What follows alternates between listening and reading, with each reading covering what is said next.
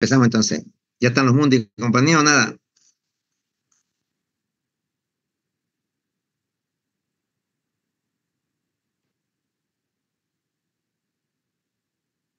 Siempre Quedamos en... presente, Sí, siempre presente.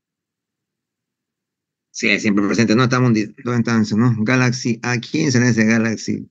Por burro, no lo vamos a tomar en cuenta para la lista.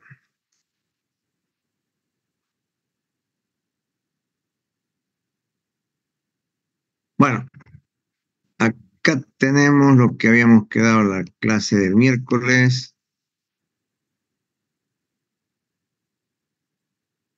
¿Qué pasamos? Prueba cutánea de tuberculina, se llama también PPD, se llama también Mantú. Se debe observar y medir el diámetro del abón, o sea, de la bolita que se forma en el sitio de la inoculación. Y dice, si se aplica a un paciente que recibió la BCG, da positivo, pero menor de 10. Y esta palabra da positivo no quiere decir que esté enfermo, sino que quiere decir que tuvo vacuna. Mayor o igual a 5 milímetros se interpreta como contacto con algún bacilífero y se sospecha la enfermedad si tiene además rayos X o la clínica nos indica que tiene patología respiratoria. Si da mayor o igual a 10 milímetros, o sea, 1 centímetro, se interpreta como riesgo de padecer enfermedad diseminada. Y si es menor de 4 años o padece Hodgkin, linfoma, diabetes, insuficiencia renal, malnutrición, cualquiera de esas otras patologías asociadas, ya es muy sugestivo de que tenga tuberculosis en la prueba cutánea de tuberculina. Esta otra prueba, la IGRA, es análisis de liberación del interferón gamma. Análisis de liberación del interferón gamma. Vamos a corregir aquí. Eso se realiza también en sangre. Se llaman, aquí están sus nombres de los laboratorios. TSGPT-TV o Quantiferon TV detecta que liberación del interferón gamma por las células T del paciente en respuesta a antígenos específicos de Mycobacterium tuberculosis. Antígenos específicos. Este no da pruebas cruzadas, no da positivos por otro tipo de micobacterias, ¿no? Entonces tiene mayor especificidad que la prueba cutánea de tuberculina, pues no reacciona con las otras micobacterias ambientales, como la que es la bovis o avium, ni ante la BCG. O sea, no hay reacciones cruzadas. ¿En qué casos es obligatorio hacerle estas pruebas? Cuando el pacientito estuvieron en contacto con personas con tuberculosis, hay que hacerle las pruebas para descartar si se contagiaron o no. En los niños con signos radiográficos sugestivos de tuberculosis, ya esas placas que son así, como que no se entiende mucho. El talón de Aquiles de los médicos acá en Bolivia es justamente la interpretación de los rayos X, ¿no? Y no solamente acá, ¿no? En todo el mundo no hay una uniformidad en la lectura de los rayos X. O sea, no es simple. Por eso es que cuando hay signos sugestivos, ya hay que hacerles también las pruebas esta o Mantú o la IGRA para poder descartar. También en los niños inmigrantes de países con infección y los niños con viajes a países endémicos. A Mundi le han hecho, ¿no? Cuando vino acá a Bolivia, después volvió otra vez allá a los Estados Unidos, le hicieron todo eso. Se recomienda realizar igual pruebas cutánea tuberculina o IGRA anualmente a los niños con VIH. Generalmente la tuberculosis ha empezado a incrementarse en las estadísticas mundiales porque se ha incrementado el VIH. Los niños con mayor riesgo de pasar infección latente e infección tuberculosa son aquellos que tienen estas otras patologías sobreagregadas. Vamos a hacer un poquito más grande. Ahora ya. Los que tienen diabetes mellitus, hay que hacerles anualmente mantuvo IGRA. Los que tienen insuficiencia renal crónica también, los desnutridos también, y aquellos que tengan inmunodeficiencias congénitas. Y además, es importantísimo realizar ese descarte con mantuvo IGRA antes de hacer un tratamiento inmunosupresor. como es el que habíamos indicado en el síndrome nefrótico. El síndrome nefrótico se hace un tratamiento con prednisona, pero prednisona puede hacer largo tiempo, ¿no? Entonces, en esos casos, si el paciente tiene una tuberculosis que está todavía focalizada, contenida por el sistema de defensas del organismo, si le das corticoides o inmunosupresores, esa tuberculosis va a manifestarse, va a eclosionar y además de su problema inicial, también tendrá tuberculosis el paciente. Por eso es lo que hay que tratar siempre de descartar que no tenga una tuberculosis latente. Broncoscopía es menor su sensibilidad que los aspirados gástricos matinales. O sea, broncoscopía es una prueba en la cual hay que poner un broncoscopio, meter así como intubando para analizar el interior del pulmón o sacar muestra. Pero tiene menor sensibilidad que los aspirados gástricos matinales. Les decía a los niñitos, como ellos no pueden botar la secreción de su pulmón, esos niñitos lactantes o todo eso, entonces en esos casos se les pone una sonda gástrica, orogástrica, de la que les vamos a enseñar a ustedes, con Mundi y Capo, para muestra, ¿no? Después cada uno se va a hacer amigui contra amigui. Mundi y Capo van a ser los conejillos de India, conejillos de la villa. Entonces, en esos casos, a esos niñitos se les pone la sonda y se aspira el contenido gástrico, porque ellos en la noche sus secreciones se las tragan. Entonces, ahí de esas secreciones bronquiales que se las tragaron, eso es lo que se recoge con la sonda y se hacen los extendidos. Si hay un cultivo negativo, no excluye el diagnóstico de tuberculosis en un niño. Entonces, en el examen les va a poner, no, paciente con cultivo negativo y demás cosas, y ustedes por burro van a decir, no, no tiene tuberculosis. Tira, no es cierto, no excluye el diagnóstico de tuberculosis en el niño, un cultivo negativo. El diagnóstico de probable tuberculosis se fundamenta en estos tres pilares. Primero, prueba cutánea de tuberculina o IGRA positivas. Dos, un rayos X de tórax que sea compatible. Y tres, el CONB, o sea, el antecedente de exposición o contacto con persona tuberculosa. Esos tres pilares son los que te fundamentan el diagnóstico de la tuberculosis. Se puede cultivar el esputo del adulto que se contagió para ver si existe resistencia. Se les decía, al niñito casi no se le puede hacer muchas pruebas porque no es fácil conseguir el esputo.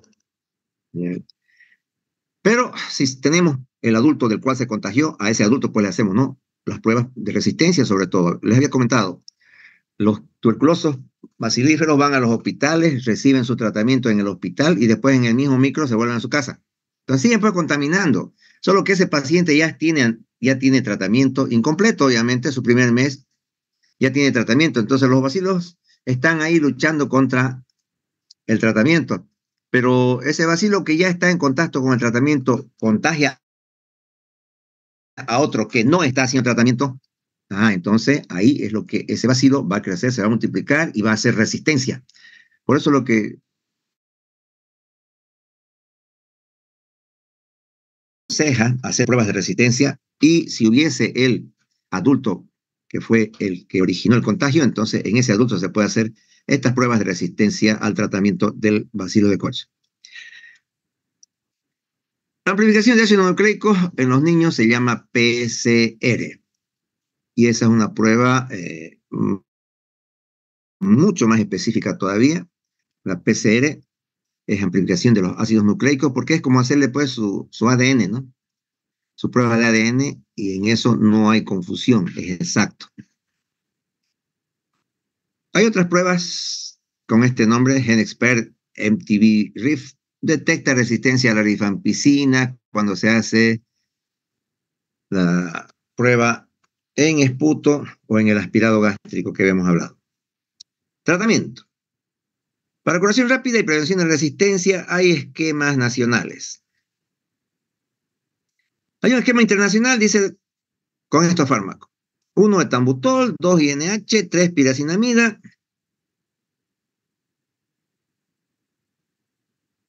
Y 4, rifampicina. Vamos a ver sus características de esos 4. Etambutol. Vienen comprimidos de 100 y 400. El niño, 20 miligramos por kilo día.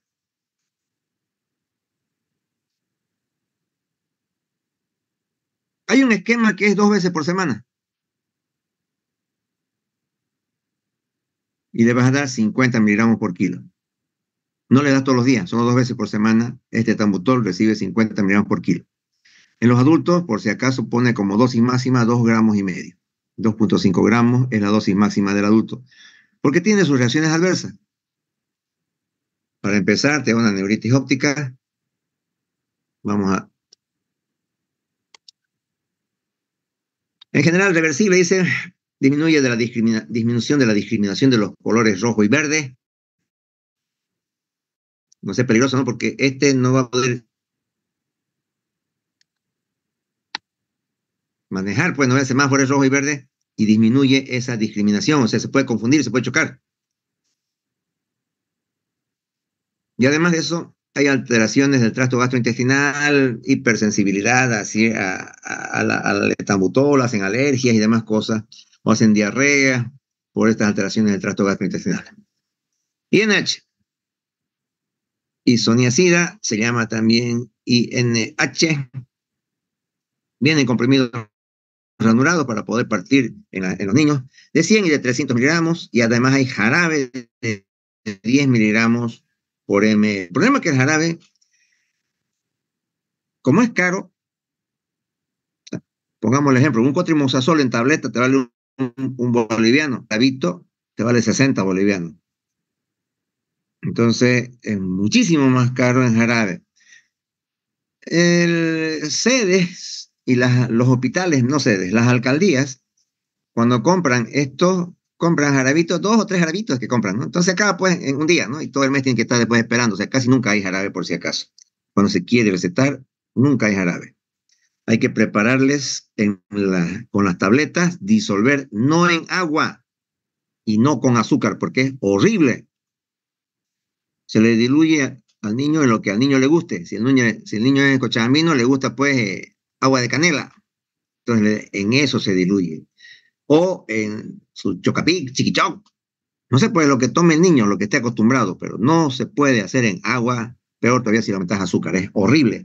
Solo que el médico que por burro y la enfermera que escuche y aprende del médico le dice, no, diluya en agua, no se puede con otra cosa. No es que no se puede, claro que sí se puede. No hay ningún motivo para que no se pueda diluir con algo que sea aceptable por el niño, porque si no, el niño no va a tomar nunca. Y esto le tiene que gustar porque va a tomar harto tiempo. ¿Ya? Entonces, como hay harto médico burro del cual ustedes van a estar escuchando y aprendiendo después, corríjanles, enséñenles esto, decirles, no, doctor, en agua no se puede diluir, en jarabe, es que si no pillan en tableta, entonces señora, se compra jarabe. ¿Cómo se compra? ¿Cuánto cree que cuesta eso? Pues además no hay siquiera para comprar.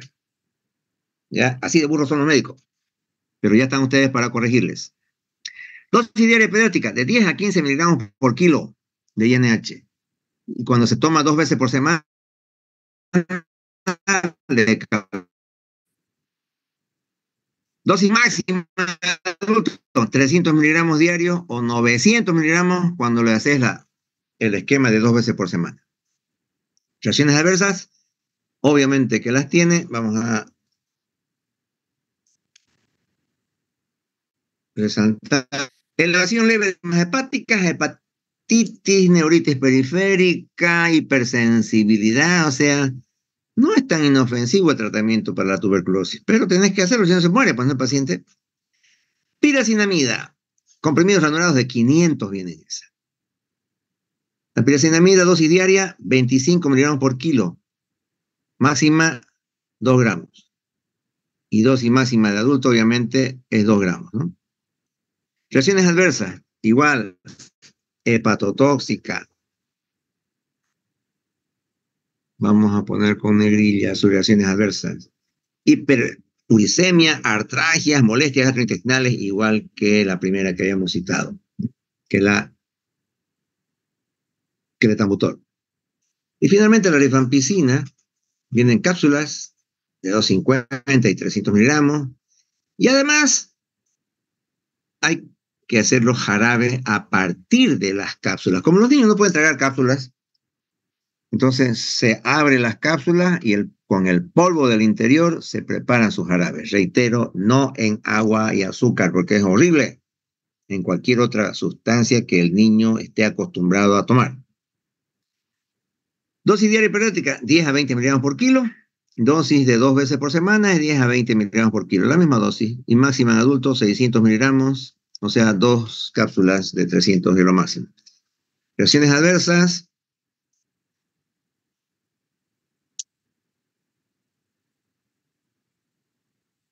Vamos a poner negrilla. Coloración anaranjada de las secreciones o de la orina. Y con eso es lo que se controla si está o no tomando tratamiento. ¿Ya? Si no te comenta que su orina está así anaranjada o que su sudor está manchando así ese color su camisa, quiere decir que no está tomando. Porque a veces los pacientes son así, no quieren tomar, la sociedad misma, ¿no? O sea, los bolivianos estos no quieren tomar algo que dure más de una semana. O sea, según ellos, algo les va a hacer mal, ¿no? ¿Ve? Y claro que hace mal, pues, ¿no? Pero más mal le va a hacer la tuberculosis. Entonces, no quieren tomar.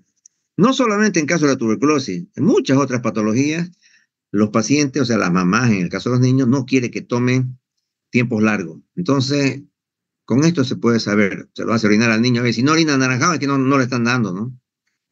Puede teñir hasta los lentes de contacto, les da vómitos, hepatitis, reacción pseudogripal, trombocitopenia, prurito y posible ineficacia de los anticonceptivos orales. Eso por si acaso, ¿no? Si es que tienen mujeres en edad fértil que están haciendo tratamiento, hay que decirle que tiene que tener otro tipo de eh, anticoncepción, ¿no? O sea, los anticonceptivos orales no son tan eficientes cuando se está tomando rifampicina. Tiempo. Tiempo estándar de la tuberculosis pulmonar en niños, dice, hay un esquema con 6 meses con solo INH y rifampicina, y solo que los 2 primeros meses, piracinamida y etambutol. Entonces, 2 meses con 4 medicamentos, INH, rifampicina, piracinamida y etambutol, y 4 meses solo con INH y rifampicina. O hay un esquema de 9 meses donde solo haces INH y rifampicina. Solo que en estos casos y en todos los casos, dice, se recomienda tratamiento bajo observación directa. ¿Qué quiere decir eso? Se puso de moda que, como el tratamiento se los regala, entonces se les decía ya, usted va a venir y va a tomar aquí, y ahí en el hospital hacían tomar a esos que viven, como hay ahora los centros de salud de primer nivel están en todo Santa Cruz, entonces cada barrio tiene su centro de salud, entonces es fácil para la persona, la mamá que lleve a su niño al centro, porque está a pocas cuadras. No es que tiene que viajar y demás cosas, no, está a pocas cuadras. Hay siempre un centro médico al alcance de toda la población. Por eso es que se decía, ya, viene mañana, ¿a qué hora puede venir? A la hora que pueda venir, ya viene y acá le van a dar y tiene sus tabletitas, su historia clínica, todo eso, para que se verifique que se toma el tratamiento. Porque les reitero, la gente casi no quiere tomar tratamiento y es caro el tratamiento. ¿Ya? Más de $2,000 sale cada paciente estos de tuberculosis. Y peor todavía, vos le das el tratamiento y no lo toman, lo botan. O sea, es irresponsable la gente. Por eso la tuberculosis tampoco no tiene mucho impacto el programa, ¿no? El programa te da gratuita la consulta, los laboratorios, tratamientos, rayos X, todo te lo da gratis, pero sin embargo la tuberculosis no tiene una mejoría estadística por estos detalles que les voy diciendo. La administración de dosis intermitentes 2 o 3 veces por semana después de un periodo inicial de solo 2 semanas es tan eficaz en niños como el tratamiento diario. Bueno, así lo dice el libro, ¿no? De que 2 semanas le haces todos los días y después hacerle tratamiento de solamente 2 o 3 veces por semana. A veces la gente lo tolera mejor, pero habría que comprobar, ¿no? De todos modos, el libro así lo dice. La tuberculosis extrapulmonar, o sea, aquella que no es en el pulmón, sino que es en otro lado, Tratamiento es de 9 a 12 meses, no es como en este caso 6 meses un tratamiento cortado, no. Siempre será más de 9 meses un tratamiento cuando la tuberculosis no está en el pulmón. Esquema según norma nacional de tratamiento de tuberculosis. Lo anterior es los parámetros internacionales que hemos visto, ya lo que está en el libro, en el Nelson. Pero acá hay un esquema según norma nacional de tratamiento de tuberculosis. Obviamente no está en el Nelson, pero es la norma boliviana, que la van a tener ustedes que respetar cuando estén haciendo internado, los pocos que vayan al internado. GnH, dosis diaria, 5 miligramos por kilo. Dosis máxima, 300 miligramos. Rifampicina, dosis diaria, 10 miligramos por kilo. Máxima, 600. Piracinamida, 25 miligramos por kilo. Máxima diaria, 2 gramos, 2000. Streptomicina, cuando se usa, porque esta streptomicina, como es inyectable y es bastante ototóxica, y los niñitos no pueden referir la ototoxicidad. O sea, el niñito empieza a no escuchar bien, pero él no avisa. Y como eso vos no puedes darte cuenta, por eso es lo que es riesgoso usar la streptomicina. Generalmente se está usando solamente en los casos de meningitis tuberculosa. Dosis diaria 10 a 15 miligramos por kilo, dosis máxima 750 a 1000 miligramos. El etambutol, dosis diaria 15 miligramos, máxima 2500 miligramos.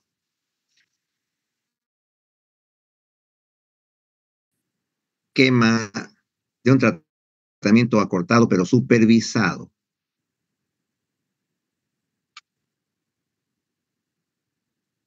Primera fase. GnH, piracinamida, rifampicina, tambutol, 52 dosis, excluyendo los domingos. Y uno nunca responde en ellos por qué se excluye los domingos. Cuando nos daban estas clases, me decía menos el domingo, y yo le preguntaba, ¿acaso el día domingo el vacilo de coach se va a misa, no hace daño, no hace nada? Y nadie te sabe responder. Pero esa es la norma nacional, ¿no? O sea, y hay que cumplirla, pues, ¿no? Aunque no se sabe por qué, excluyendo los domingos.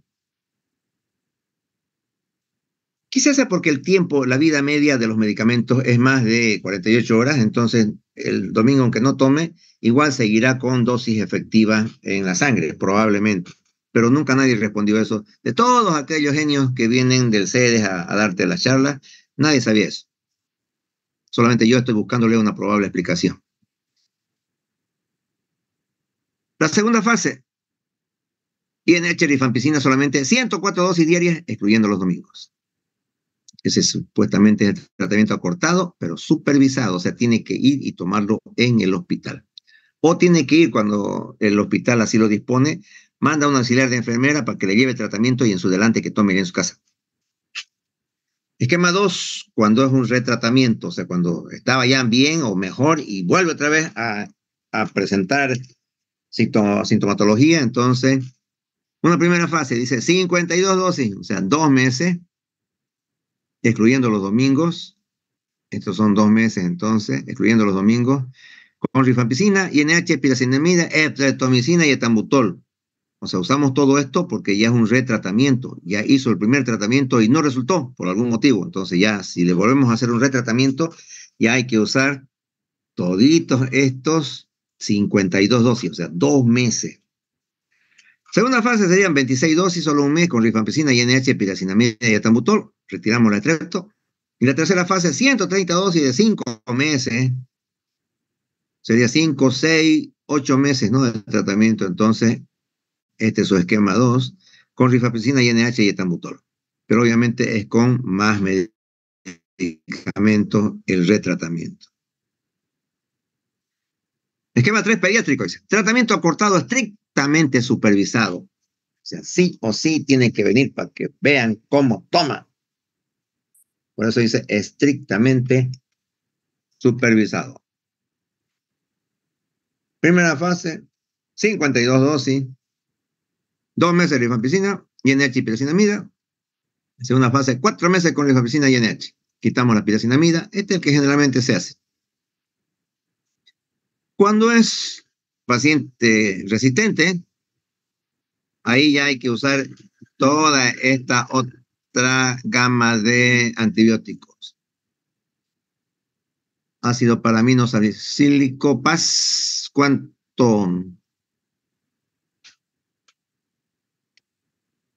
200 a 300 miligramos por kilo entre 2 a 4 veces al día. Y esto que produce alteraciones del tracto gastrointestinal, hipersensibilidad al medicamento y además es hepatotóxico.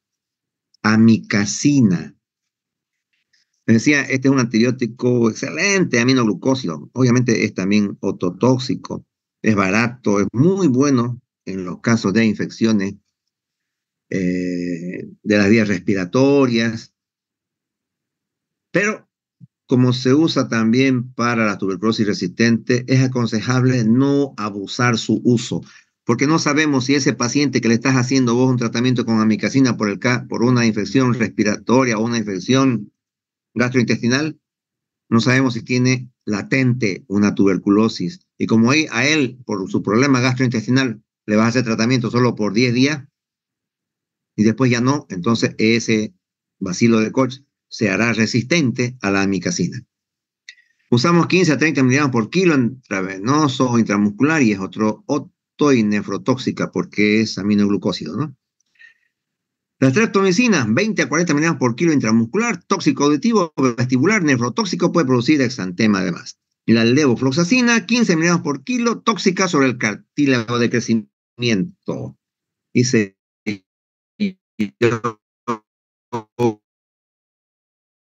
una vez vio que su hijita se fracturó la parte inferior de la pierna.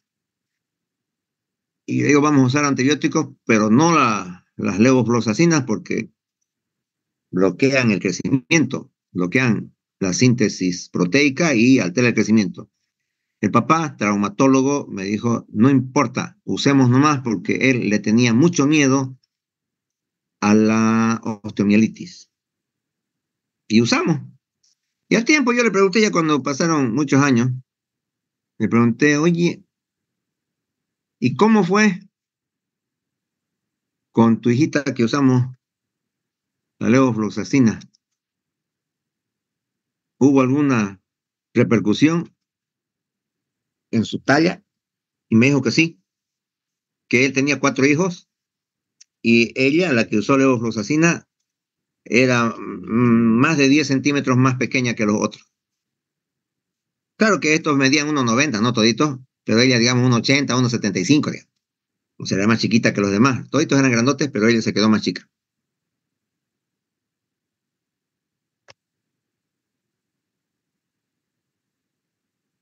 Vamos a ver si no hay preguntas. Si no tienen preguntas, vamos entonces a sepsis neonatal.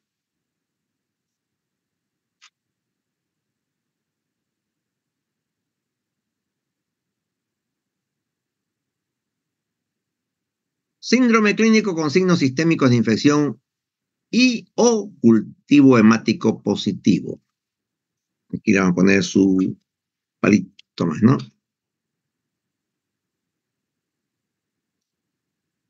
Se dice que hay sospecha de sepsis cuando es asintomático, pero tiene factores de riesgo. Vamos a hablar luego de eso. Se llama sepsis probable, paciente que presenta signos o síntomas de infección. Y sepsis confirmada es ya ese que tiene signos y síntomas y además un cultivo positivo. Esa es la única sepsis confirmada. La otra es probable y la otra es sospecha, nada más, ¿no? Cuando es Doctor, asintomático, pero tenga factores de riesgo. ¿Sí? no sé si es solo a mí, pero sigue en el antiguo documento. No, no cambió nada. A ver, volveremos entonces de nuevo a buscar. Ahora, Ahora sí. ¿ya está el Sí, sepsis? sí, doctor. Muy bien. Volvemos entonces a explicar. La terminología de sepsis es, para empezar, un síndrome clínico con signos sistémicos de infección y o cultivo hemático positivo.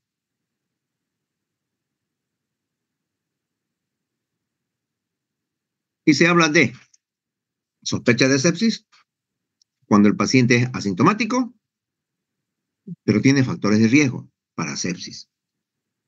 Se llama sepsis probable cuando el paciente presenta signos sintomatología de infección, pero nada más, ¿no? O sea, no se ha confirmado nada todavía, es una sepsis probable porque tiene signos sintomatología de la infección. En cambio, la sepsis confirmada es paciente con signos sintomatología y además cultivo positivo. ¿Cómo se clasifica esta sepsis neonatal? De acuerdo al momento o edad de inicio de los síntomas. Momento o edad de inicio de los síntomas. Y así tenemos entonces una clasificación primero en sepsis temprana, hasta antes de las 72 horas de vida. Otras bibliografías refieren a los primeros 6 días. Pero este está hablando solo de 72 horas, o sea, serían 3 días, ¿no? Entonces, sepsis temprana, desde que nace hasta antes de las 72 horas. Sepsis tardía, después de las 72 horas, o en otras bibliografías también habla de más de 7 días, en aquella que consideran hasta 6 días. Patogénesis. La sepsis temprana. Generalmente hay una transmisión vertical, ¿no? De la madre al feto. Porque el líquido amniótico se contaminó, puede ser por infección de las membranas fetales, la corionotitis, o quizás durante el parto vaginal, ¿no? Cuando la mujer tiene colonización genital bacteriana o alguna infección y hace el niño un parto vaginal, ahí arrastra esos gérmenes vaginales y con eso se contamina, ¿no? Los aspira, ingresan por sus mucosas y puede hacer una sepsis el pacientito. Sepsis tardía es la transmisión vertical. Se acepta que pueda haber esa colonización o infección por gérmenes vaginales o una transmisión horizontal. Esa es la más importante. ¿Por qué? Puede ser por contacto directo con los cuidadores o los que atienden al bebé, o sea, los médicos, las enfermeras o en el ambiente. Esto es lo más importante y lo que generalmente ocurre. Los pacientes hacen sepsis por los cuidadores, o sea, hay su enfermerita o su mamá que lo cuida o a la que manden a cuidarlo, a atender al bebé, o los médicos o las enfermeras, peor todavía esos que paran revisando todo paciente infectado o no infectado y no se lavan la mano antes de revisar a cada recién nacido. No es llegar y lavarse la mano una vez en toda la mañana, pues no, no. Antes de revisar a cada recién nacido hay que lavarse las manos. Y eso no lo hacen los médicos. Porque dice que se les seca la mano, que les pica, esas cosas, ¿no? Y no les importa contaminarlo a los niñitos. Lo que más les importa es que su manito no les pique. Entonces, o el ambiente mismo, ¿no? El ambiente que está todo contaminado. Les he dicho, ¿no? O sea, si hacen ustedes un cultivo de los lavamanos, de las palancas para abrir las puertas, que todo el mundo agarra, abrir y cerrar la mano, la pileta también está contaminada. Las mismas camas, o sea, el catre no se desinfecta bien, si bien la sábana la limpia, pero el catre no lo limpian. Entonces, todo el ambiente suele estar contaminado y eso es lo que también puede ocasionar una transmisión horizontal en estos pacientes. Generalmente porque la piel tiene algún tipo de lesión, ¿no? O por las mucosas, o por los procedimientos invasivos, o sea, cuando le ponemos sondas, cuando los intubamos, cuando le ponemos vías endovenosas, sobre todo centrales, o los catéteres que hemos dicho, los catéteres que son al pulmón o a las venas, todo aquello es un riesgo muy grande de hacer sepsis en los recién nacidos. Epidemiología. Una de las principales causas directas de grave patología neonatal con desenlace incierto, o sea, ahí sí que no se puede garantizar, ¿no? ¿Cómo va a salir el niñito? Es incierto su desenlace. Responsable del 8.7% de fallecimientos en este periodo, siendo la segunda causa, y es la tercera causa de morbilidad. Es más, les he dicho, cuando ustedes ven historias clínicas de neonatos, casi todos tienen ese diagnóstico de sepsis. Tenga o no tenga, igual tiene ese diagnóstico de sepsis. Es la tercera causa de morbilidad y la tasa de incidencia es 2.5 por cada 1.000 nacidos vivos.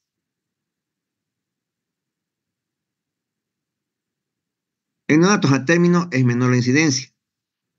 1 o 2 nada más por cada 1000 nacidos vivos. Los pretérminos y los con poco peso, eso tienen mayor riesgo, ¿no? Tienen menos defensa, todo está inmaduro, sobre todo su sistema inmunológico, y por eso tienen más riesgo de hacer sepsis.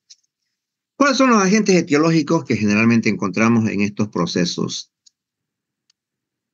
Así acaba la clase, vuelven a entrar, ¿no? a la misma dirección. Agente etiológico, estreptococo del grupo B, por un lado, la Escherichia coli, la Listeria monocytogenes. Esos son los más comunes entre los causantes de sepsis neonatal temprana y tardía. Estreptococo, Escherichia coli, Listeria monocytogenes. También el estafilococo aureus, que generalmente se asocia a compromisos de piel, ¿no es cierto? Cuando hay alguna otra infección en piel, en hueso, en articulaciones, cuando tienen vías endovenosas periféricas, generalmente los estafilococos de la piel son los que ingresan al torrente circulatorio. Y los gran negativos asociados a sepsis tardía, sobre todo en las unidades de cuidados intensivos neonatales, o sea, mucho más grave todavía, porque son los que están en las UTIs. Y el estafilococo coagulasa negativo, mayormente en los prematuros y en los portadores de catéteres intravasculares. ¿Cuáles son las manifestaciones clínicas? Ya está por terminar, enseguida se va la clase y volvemos a entrar. Estamos en manifestaciones clínicas. Y en estos casos, signos y síntomas no son muy claros, ¿no? Son inespecíficos. Y lo principal, está empezando aquí a decir, es la identificación de los factores de riesgo perinatales. Eso es lo que hay que tomar en cuenta, factores de riesgo perinatales.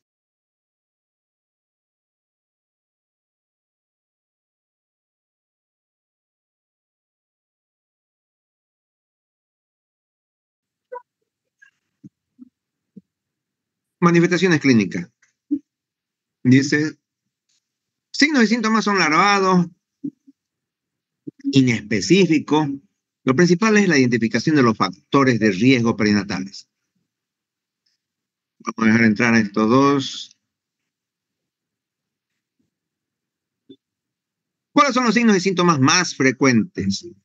1, hipertermia, aunque esto es relativo, ¿ya? Porque los neonatos casi no hacen hipertermia, más bien hacen lo contrario, ¿no? Se enfrían. Pero el libro está indicando así, y lo anotamos, porque obviamente medicina no es 2 más 2, no es una ciencia exacta, pero los recién nacidos pueden hacer hipertermia como pueden hacer también hipotermia. Además hay un distrés, o sea, dificultad respiratoria, sin que tenga problemas respiratorios de base. O sea, no respira bien, pero vos le haces una radiografía de pulmón y está bien su pulmón, ¿ya? Pero él no está respirando bien por causa de la sepsis. Anorexia no quieren solucionar, pero eso puede ser por cualquier cosa, no sea inespecífico, por cualquier cosa, por cualquier enfermedad, no solo por sepsis, no va a querer solucionar. Vómito o residuo gástrico. Esto sí se ha visto, se ve bastante, ya tienen vómitos o tienen un residuo gástrico, empieza su estómago a tener un contenido color oscuro o sanguinolento. Incluso las enfermeras ahí y los médicos dicen porráceo. ¿Ya? Y es frecuente ver eso. ¿Ya? Es un contenido gástrico de mal olor y un color así oscuro, café oscuro, sanguinolento, pero no una sangre así roja, rutilante, sino que es una sangre ya digerida, ¿no? O sea, mezclada con el jugo gástrico y por eso se vuelve un color café oscuro, negruzca. Eso es lo que se puede encontrar en el residuo gástrico y generalmente los niñitos están con su sondita, pues, ¿no? Y en el lugar donde reciben, en la bolsita que les ponen para recibir, ahí se puede apreciar ese contenido así sanguinolento, ese residuo color oscuro.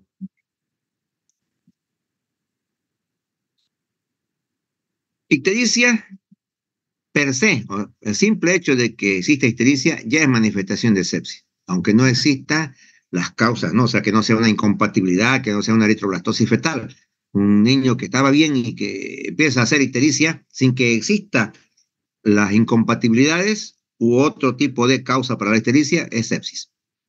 Hepatomegalia, solo que aquí hay que diferenciar lo siguiente. Normalmente el hígado en un neonato, como estuvo inicialmente fabricando glóbulos rojos, o sea, tenía una tarea extra, por esa tarea extra el hígado se hace más grande normalmente y normalmente se palpa por debajo del reborde costal. Entonces, es relativo también esto, porque no todas las hepatomegalias van a querer indicar que es sepsis, porque normalmente el neonato tiene hepatomegalia. Entonces, habrá que ver la que es más grande que lo normal. O sea, es un dato impreciso. ¿Ya? Letargia, igual, por cualquier cosa puede estar letárgico. Poco reactivo al examen, pero por cualquier cosa, no solamente por sepsis, ¿no? Por hipoglicemia también, por hipoxia también, por cualquier otro tipo de enfermedad también va a estar letárgico. Signos y síntomas menos frecuentes. Cianosis, ¿ya? Hipotermia, como les he dicho, aparece, no es tan frecuente, pero eso habría que hacer una estadística, ¿no? O sea, la mayor parte de los neonatitos que hemos visto no hacían fiebre. Irritabilidad, llora mucho, eso por cualquier cosa pues puede llorar. Apnea, eso sí, o sea, no es muy frecuente que un recién nacido haga apnea. Cuando son muy prematuros, sí, esos hacen apnea por su prematurez, por la inmadurez neurológica. Pero ya cuando son a término y empiezan a hacer apnea, eso puede ser causado por la sepsis. Distensión abdominal es también muy frecuente. Incluso la distensión abdominal no les permite que el diafragma baje. Entonces no pueden respirar correctamente. Y es desesperante ese cuadro. El niño no puede respirar y tiene un abdomen globuloso, así duro, timpánico. Desespera, da ganas así de pincharlo con una agujita porque no puede respirar el niño. Es así de desesperante es la sepsis en un neonato. Y diarrea suele también haber. Solo que cuando hay distensión abdominal, la diarrea no se presenta porque la distensión es por un abdomen paralizado, ¿no? Y la diarrea no es que hay una parálisis del intestino, ¿no? Es todo lo contrario. Factores de riesgo. Aquí vamos a citar los factores de riesgo perinatales. Uno, corioamnionitis, o sea que tenga un proceso infeccioso. Las membranas generalmente es porque ha habido una rotura prematura de membranas o porque la madre tiene algún proceso infeccioso que también ha ido a infectar el amnios y el resto de las membranas fetales. También es un factor de riesgo prenatal el hecho de que la madre tenga fiebre durante el parto, fiebre de más de 38 grados. Entonces esa madre pues tiene alguna infección que puede pasarle al niño.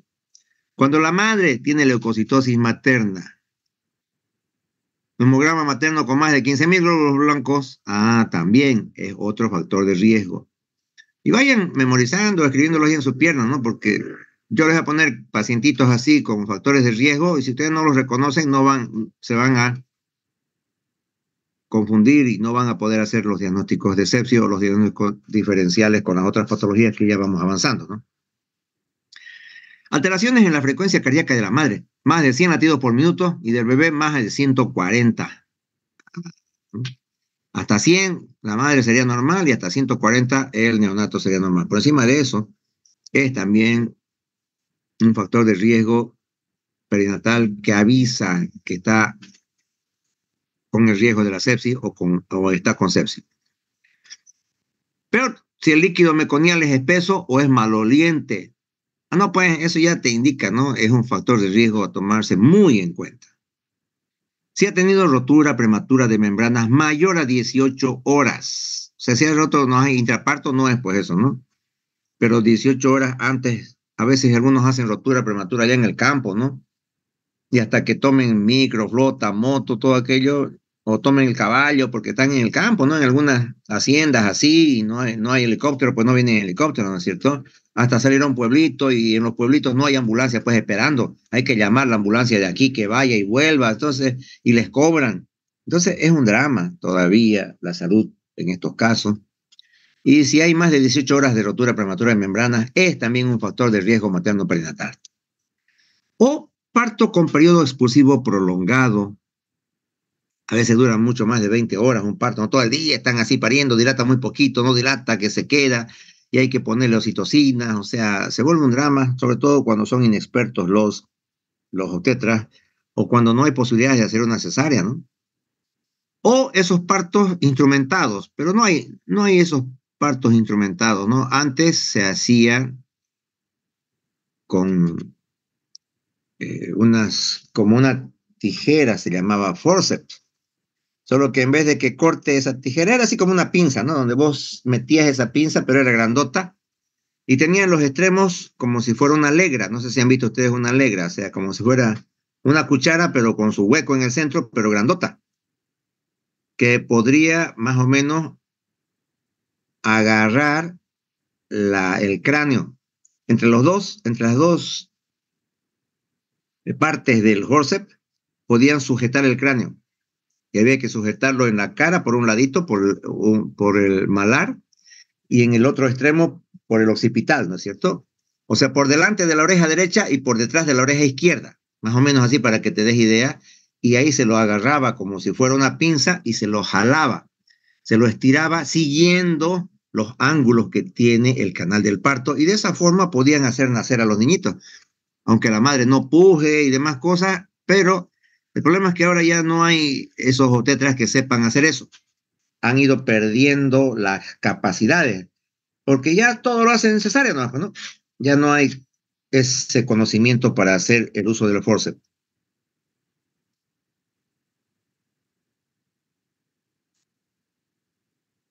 O partos que sean sépticos, o sea, no en hospital, ¿no? Eso también es un factor de riesgo. Si nace en su casa o en el taxi o donde le toque nacer, pero no en un hospital, pues hay también, ese es un factor de riesgo para que haga sepsis. O cuando le hacen múltiples tactos vaginales. Peor todavía si hay rotura prematura de membranas. Generalmente cuando los mandan a ser internado en la maternidad, es el interno por el que tiene que hacer tacto. Y por el miedo de que no se dilate muy rápido y además la inexperiencia, ¿no? El interno pues nunca ha atendido nada. Entonces, cada ratito están haciéndole tacto. Pero ojo, si es que hay rotura prematura de membranas, no hay que hacerlo, porque eso puede ser un factor de riesgo para que haga sepsis en el neonato. O que tenga la madre una infección urinaria materna en el tercer trimestre. También es un factor de riesgo. Y peor todavía, madres sin controles prenatales. Entonces, todo este listado de los factores de riesgo perinatales. Seguimos analizando factores de riesgo. Neonatales. Bajo peso al nacer. Allá por un factor de riesgo, ¿no? Si tiene bajo peso puede ser prematurito, como acá indicando prematuridad. Y bajo peso, entonces tienen no muy bien desarrollado todo su sistema, sobre todo el sistema inmunológico no está bien desarrollado.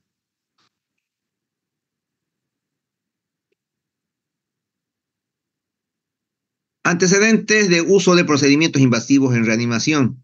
O sea, si nace deprimido y hay que reanimarlo, lo que vamos a hacer en la práctica, con ustedes en la sala de disimulación, como dicen ustedes, intubado, o le han puesto catéter umbilical, o vena, o la vía periférica, o lo han manipulado mucho para reanimarlo, o hay algún tipo de lesión de continuidad, ¿no? Si es que nace con alguna herida, nace con una malformación, como es el caso de la espina bífida, entonces donde está abierta la piel y se ve la médula. Entonces, todos aquellos son también, obviamente, factores de riesgo neonatales. Si ha tenido un Apgar menor o igual a 3 a los 5 minutos, eso indica que, ¿qué pasó? Hemos dicho, basta que tenga 3 para abajo, ya hay que reanimarlo. No hay que esperar que tenga 0, pues, ¿no? Basta que tenga 3 para abajo, ya es como, ya necesita reanimación. Entonces, quiere decir, si en su Apgar dice, nació con Apgar de 3 o menos de 3, hasta los 5 minutos, eso indica que fue manipulado con maniobras de reanimación. Y obviamente eso se va a relacionar con este punto anterior, donde has hecho vos manipulaciones, donde has intubado, le has puesto un catéter umbilical, todo aquello que lo has manipulado demasiado, obviamente es un factor de riesgo también. Y si tiene malformaciones congénitas mayores, dice con solución de continuidad. Y acá está el ejemplo, ¿no? Ejemplo, el mielomeningocele. No hay piel en esa zona, de la columna lumbosacra y desde luego eso es una vía de ingreso de los gérmenes intrahospitalarios. Factores de riesgo nosocomiales. Lavado de manos es lo más importante antes y después de revisar al recién nacido. Casi no lo hacen, les he dicho ya. Es difícil entrenarlo a estos pediatristas para que se laven la mano. Los procedimientos invasivos, o sea, canalizaciones de las venas, a veces hay que ponerles un catéter y hay que buscar acá la yugular o buscar la inguinal o buscar la axilar. Entonces, esas canalizaciones hay que abrir piel y son bastante complicadas para hacer en un recién nacido. ¿Mm? Y los campos incluso son más chiquititos y el hilo es más largo y generalmente contaminan si no tienen una experiencia y el cuidado sobre todo.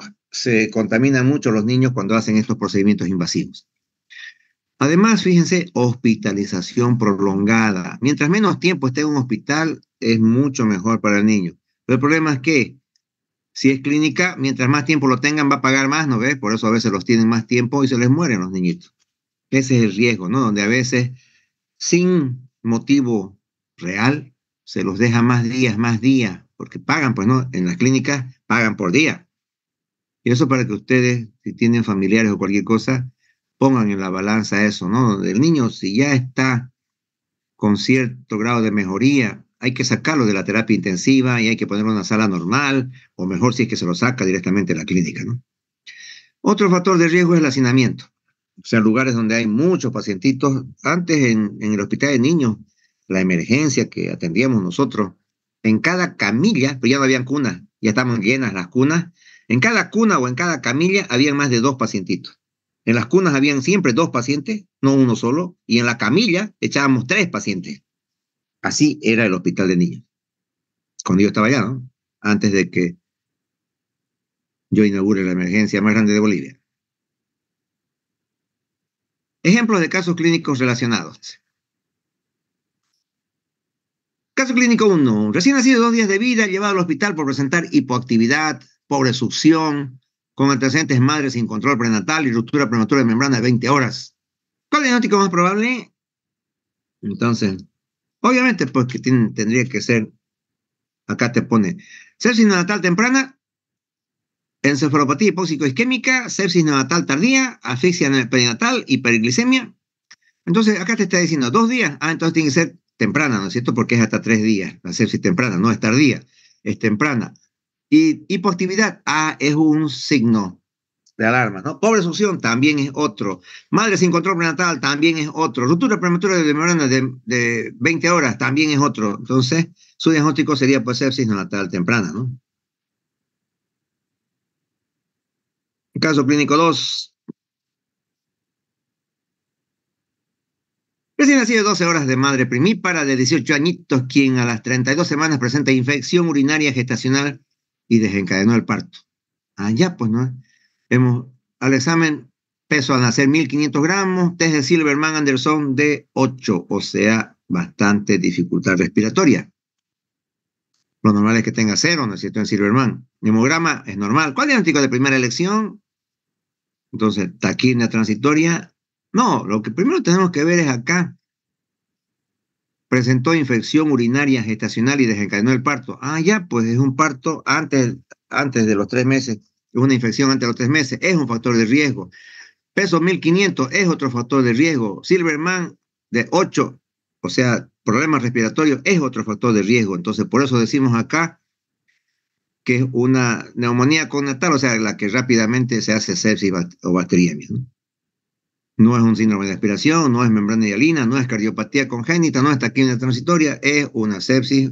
En este caso empieza como una neumonía y que se va a hacer sepsis posteriormente.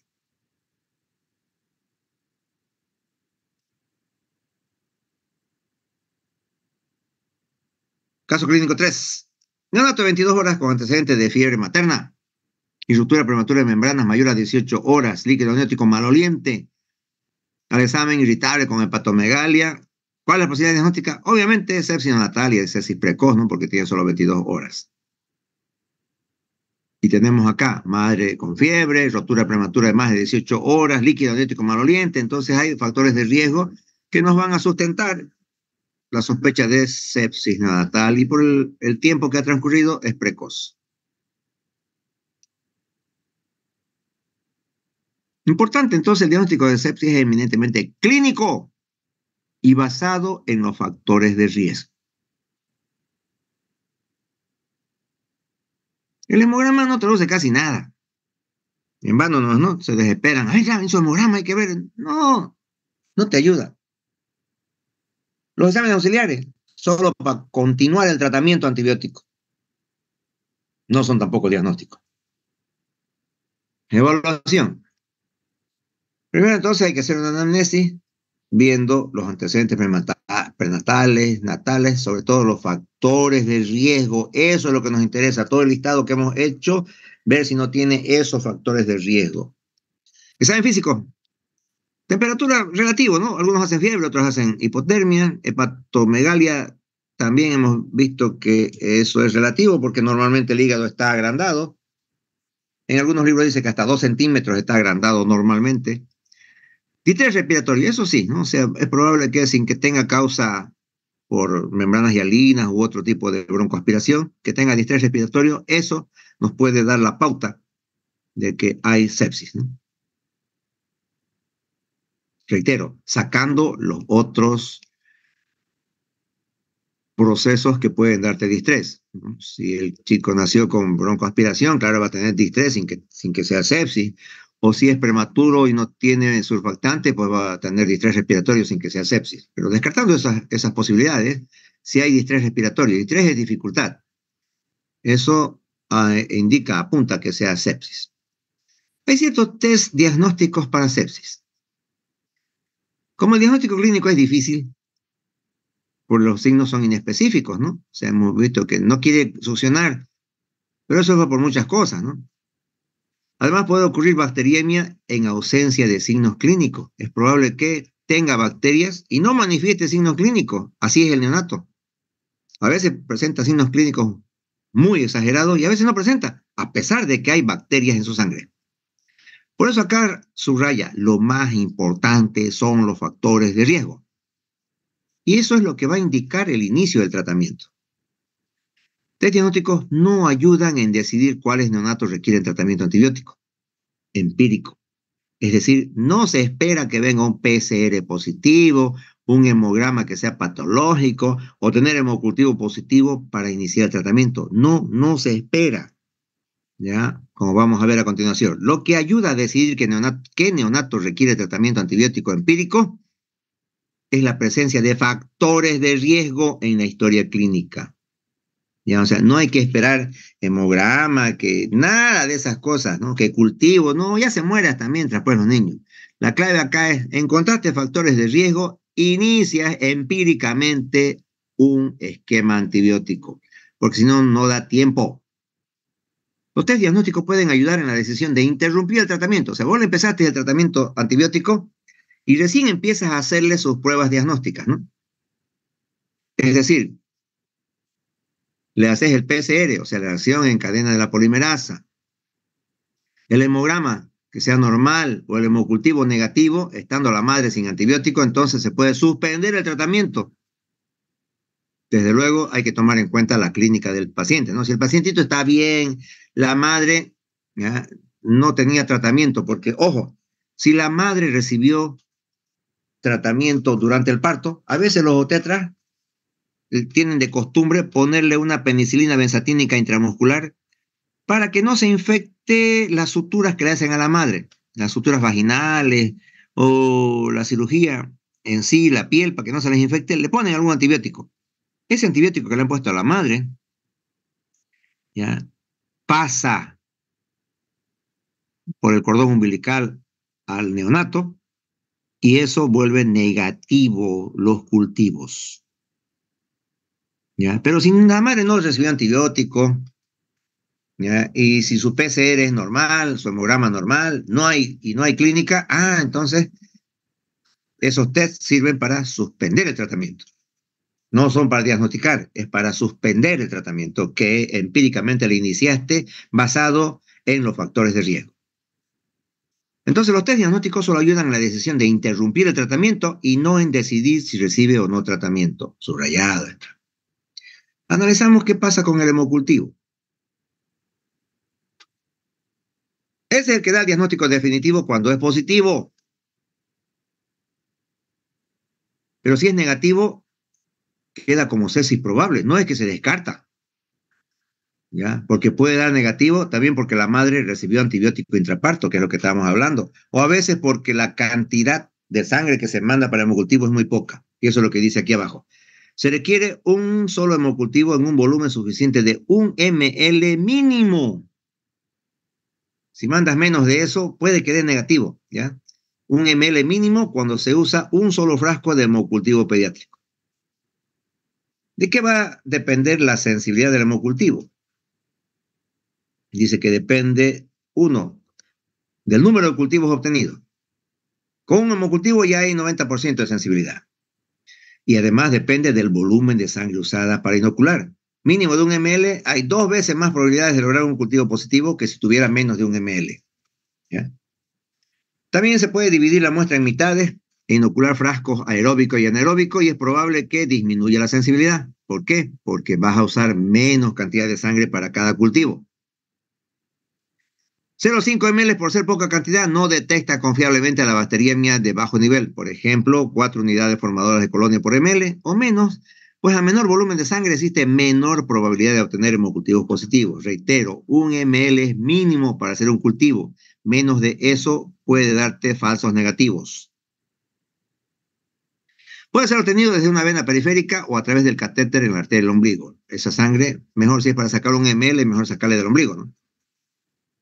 Analizamos el hemograma. Aquí hay un detalle en el hemograma. No puede ser inmediatamente. A veces se saca hemograma ahí del cordón umbilical y que no pasa el hemograma. No sirve.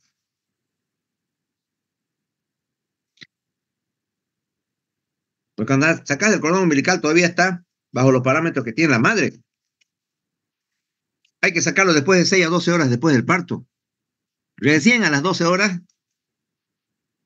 el recién nacido tiene valores máximos de los que se altera su sangre del recién nacido. Recién se regula su sistema inmunológico individual.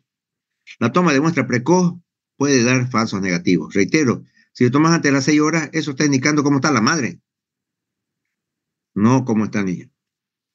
El total de recuentos de leucocitos tiene poco valor en el diagnóstico y pobre valor predictivo. ¿Ya? O sea, puede que tenga bajos leucocitos, no importa, aunque tenga sepsis, a veces los recién nacidos no hacen leucocitosis. Entonces, si tiene normal, no quiere decir que no tenga sepsis, ¿no? No se toma en cuenta ese total de los leucocitos. Son útiles los subcomponentes del recuento de leucocitos, ¿ya? O sea, la fórmula diferencial, o sea, son útiles para excluir a los niños sin infección. Por decir, si nosotros contamos los neutrófilos absolutos y la relación inmaduros con los neutrófilos totales, en 10 minutos más termina nuestra reunión y ahí acaba, ¿no? Y mañana nos vemos allá en bici, pueden que irán a ir, ¿no? ¿No tienen que llevar su historia? Bueno, vemos. Analizamos los neutrófilos absolutos y su relación con los inmaduros sobre los neutrófilos totales. O sea, agarrás vos los callados o bastonados, dividís con los neutrófilos sobre los neutrófilos totales y eso identifica neonatos en los cuales es poco probable que tenga sepsis cuando tiene valores normales. Neutropenia. Este es el mejor marcador. Tiene más especificidad porque son pocas las condiciones que deprimen el recuento de los neutrófilos en neonatos. Es decir, cuando los neutrófilos están bajos, es sepsis. ¿Qué es lo que estamos sospechando? O es hipertensión materna. Pero eso podemos nosotros descartar pues con la toma de la presión arterial de la madre y decimos, no, puede que sean bajos los neutrófilos porque la madre era hipertensa. Ya, una. Asfixia. Ya, pues vemos, ha tenido sufrimiento fetal, Si ha tenido sufrimiento fetal, por eso es neutropenia. Pero si no tuvo, es por sepsis. O cuando tenga enfermedad hemolítica, vemos si no hay problemas de incompatibilidad, entonces es sepsis. Por eso es lo que es más útil la neutropenia.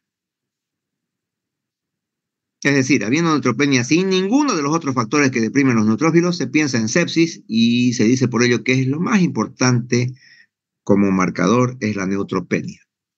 Más importante incluso que estar midiendo los callados sobre los neutrófilos totales.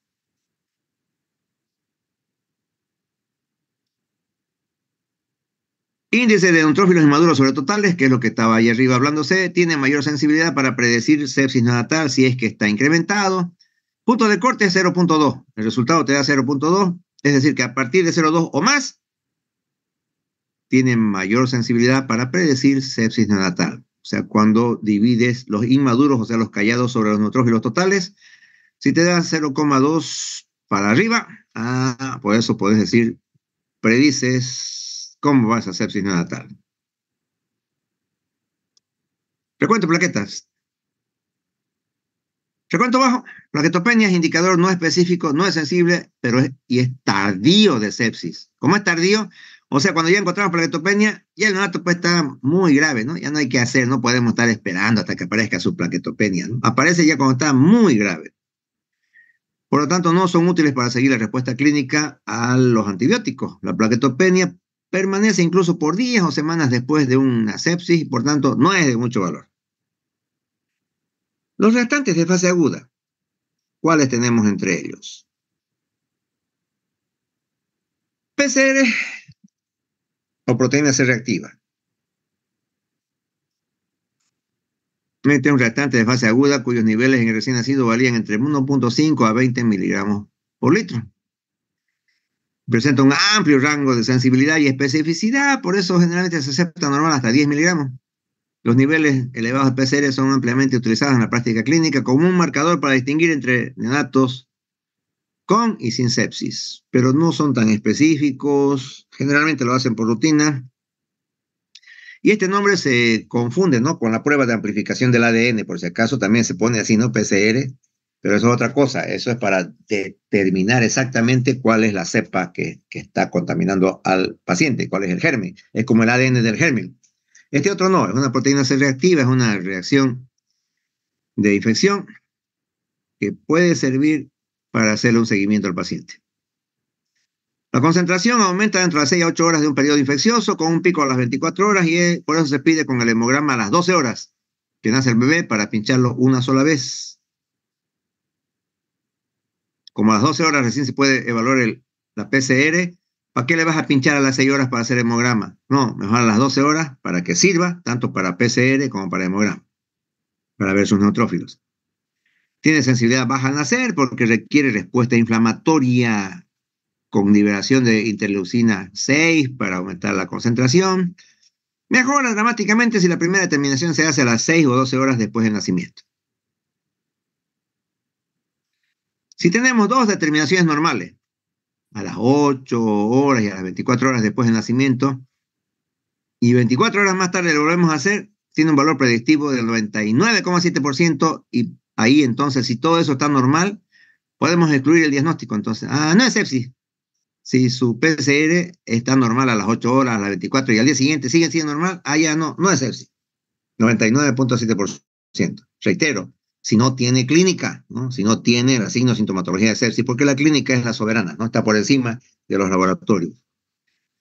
Determinaciones persistentes normales de esta PCR que estamos hablando, fuerte evidencia que la sepsis bacteriana es poco probable. ¿Ya? Estamos hablando de esta PCR. O proteína C reactiva.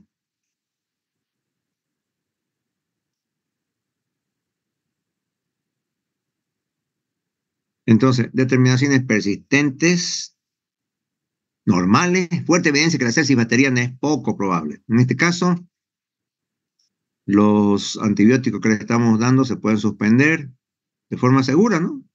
Por eso sirve para excluir a los que no tienen sepsis y para suspender el tratamiento, más no para iniciar. Para iniciar son los factores de riesgo. Y si el resultado es mayor a 1 miligramo por decilitro, o sea, 10 miligramos, la sensibilidad es del 90%, pero no es específico porque también se incrementa en el distrés respiratorio fetal, en la asfixia perinatal, en la aspiración de meconio. Entonces, puede que tenga esas otras patologías sobreagregadas en caso de que tenga resultados mayores a 1 miligramo por decilitro.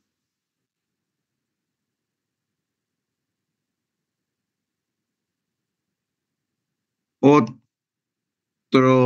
factor que podemos analizar es la procalcitonina, péptido precursor de la calcitonina, liberado por las células parenquimales en respuesta a toxinas bacterianas, y si es mayor a 0,5 nanogramos por ml es equivalente o es mejor que la PCR en detectar infecciones bacterianas. Solo que no todos los hospitales pueden hacer esta prueba de procalcitonina. Tratamiento de sepsis neonatal.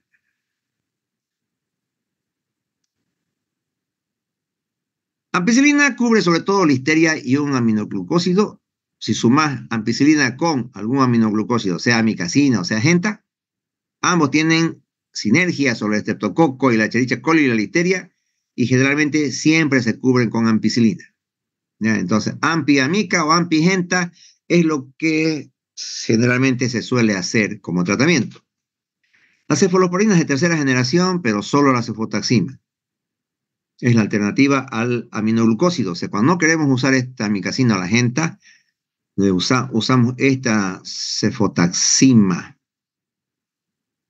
O sea, ampi más cefotaxima podemos usar. Porque la cefotaxima va en vez de la amica o de la genta, en vez del aminoglucósido. Y se observa que durante su uso existe rápida resistencia, además el uso prolongado es factor de riesgo para candidiasis invasiva. Cuando usan muchos antibióticos de amplio espectro, generalmente pueden procrear los hongos. La ventaja es que la cefalosporina penetra bien al líquido cefalorraquídeo. Tiene uso restringido sobre todo en meningitis por gran negativos, entonces se quita el aminoglucósido y se lo cambia por cefalosporina de tercera generación. También en la ceftriaxona. Su uso es contraindicado. ¿Por qué? Por el carnícterus, hemos dicho, porque desplaza la bilirrubina indirecta de su unión con la albúmina y esta ceftriaxona se une a la albúmina. Entonces, al unirse a la albúmina, al ocupar a la albúmina, puede hacer carnícteros más rápidamente. En cuanto a la duración, ya 10 días de tratamiento cuando no hay foco infeccioso, si hay meningitis, sobre todo si es por el estreptococo, 14 días, y otras infecciones son periodos más largos, ¿no? Meningitis por gran negativo como Escherichia coli, 21 días o 14 días después de un cultivo, usar cefotaxima más aminoglucósido hasta tener los resultados de pruebas de sensibilidad y duración de la terapia antimicrobiana en caso de hemocultivo negativo. Dice, la duración del tratamiento es controvertido, pero en promedio 7 días.